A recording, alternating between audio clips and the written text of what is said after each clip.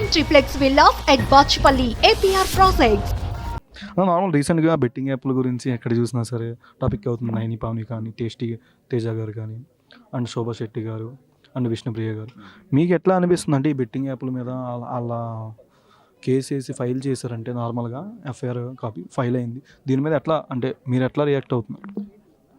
So తెలిసి కొంతమంది తెలియక కొంతమంది చేసుంటారు. బట్ నాకు తెలిసి వీళ్ళందరూ కూడా తెలియక చేసిన ఫస్ట్ పొరపాటు ఇది. పొరపాటు సర్దిద్దుకునే అవకాశం మనం కల్పించాలి. దానికి నేనేం చెప్తానంటే, సరే లీగల్గా ఏముందో అది ఖచ్చితంగా ఫేస్ చేయాల్సింది, దాంట్లో ఎటువంటి ఇది లేదు. కానీ మోరల్గా మా వంతు అంటే బిగ్ బాస్ టీమేట్స్ అందరం కలిసి దీనివల్ల ఎవరైతే నష్టపోయారో వాళ్ళకి, ఎస్పెషల్లీ అందరని కాదు, అంటే 950 మంది చనిపోయారని కూడా వచ్చిందన్న ఈ బెట్టింగ్ యాప్ల వల్ల.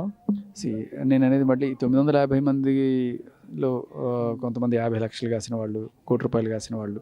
సో వాళ్ళకి మనం ఏం చెప్తాం అంటే, గ్యామ్లింగ్ చేస్తున్నారు అంతంత లక్షలు పెట్టి, డబ్బులుండి దాన్ని మరీ చేద్దాం అనుకునే వాళ్ళు కాకుండా అవసరం కోసమో ఏదో పెట్టి, అది కూడా పిల్లలు 20 ఏళ్ల లోపు పిల్లలు ఎవరైతే స్కూల్ ఫీజులో లేకపోతే కాలేజ్ ఫీజులో ఎగ్గొట్టేసి వాడికి ఆడి నష్టపోయిన వాళ్ళు ఉంటారు కదా, అటువంటి వాళ్ళని ఐడెంటిఫై చేసి కొంతమందికైనా సరే మనం సహాయం చేద్దాం అనేది ఒక కాన్సెప్ట్.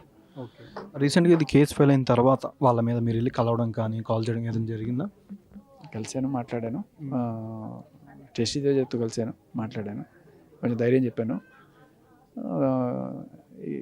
బెయిల్స్, యాంటిసిపేటరీ బెయిల్స్ అని వెళ్ళడం కన్నా జస్ట్ నాకు తెలిసి కేసు తీవ్రత తక్కువ, 318 కాబట్టి అండర్ 7 years ఉన్న దేనికైనా సరే స్టేషన్ బెయిల్ ఇచ్చే ఛాన్స్ ఉంటుంది.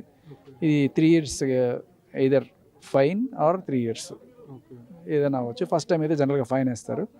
సో అంటే అందరి మీద ఒకలానే అందరి మీద ఫైన్లు వేస్తారా? అంటే ఎవరైనా ఇప్పుడు ఫస్ట్ టైం అనుకుంటే మనం ప్లే చేయొచ్చు, ప్రేయర్ అదేంటంటే ఓకే ఓకే సో తెలియక చేసాం, పొరపాటు అయింది, ఇంకోసారి చేయము అని చెప్తే ఏదో ఫైన్తో పోవచ్చు. బట్ ఆల్రెడీ వీళ్ళకి రికార్డు ఉంది, చేశారు, మళ్ళీ మళ్ళీ అదే చేస్తున్నారు అంటే వాళ్ళకి శిక్షలు పడే అవకాశం ఉంటుంది.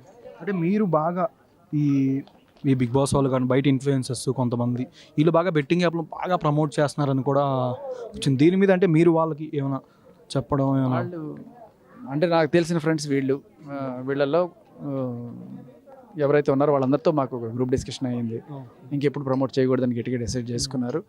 అది అక్కడితో ఆకుండా అది ఇంకొంచెం ముందుకు తీసుకెళ్ళి నష్టపోయిన వాళ్ళకి కొంత ఏదో రకంగా మనం సాయం మనం చేద్దాం, అందులో ఐడెంటిఫై చేసి డిజర్వింగ్ క్యాండిడేట్స్కి మనం కొంత హెల్ప్ చేద్దాం అనేది మేము ప్రస్తుతం చేస్తున్నది. ఆడియన్స్కి ఏం చెప్తారన్న ఈ బెట్టింగ్ యాప్లు యూజ్ చేయకూడదు ఇలా? అదే ఇప్పుడు వాళ్ళు ప్రమోట్ చేయడం ఎంత తప్పు, వీళ్ళు ఆడడం కూడా అంతే తప్పు.